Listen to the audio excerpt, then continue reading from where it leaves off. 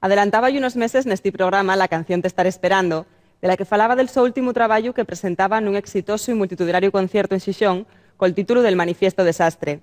Agora, incuestionable ya y referencial dentro del rock estatal, el músico Nacho Vegas vuelve con un EP bautizado como el Género Bobo que edita Limbo Star, nun digipack especial nel que asunta 5 nuevas canciones ilustradas con un diseño del artista Luis Díez. La reedición ahora de Política de Hechos Consumados responde un poco a bueno, tenía un interés en ello, en reeditar el libro, pero es que además yo estaba en contacto con Pablo Gallo, que es un artista fantástico que me había pedido una colaboración para un disco, un libro suyo, llamado Voyerismo. Y bueno, pues en contacto con él hizo alguna ilustración, él por su cuenta, ilustrando algún relato del libro, y al final ilustró pues varias partes del libro, y eso hace que yo creo que sea que merezca la pena, ¿no?, reeditarlo, que realmente ofrezca algo nuevo con sus ilustraciones, y realmente ese es el porqué, ¿no?, el nuevo formato un poco más bonito, y sobre todo las ilustraciones de Pablo.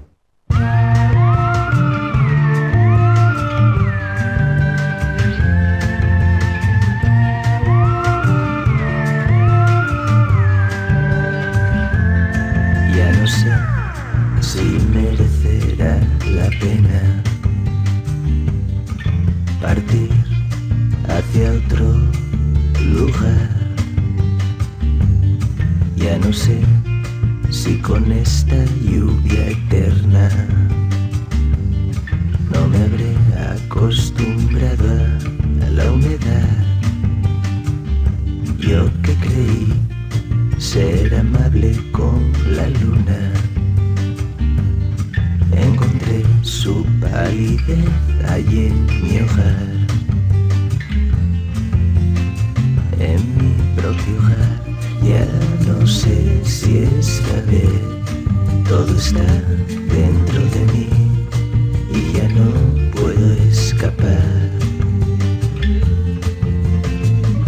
Ya no sé si esta vez todo está dentro de mí y ya no puedo escapar.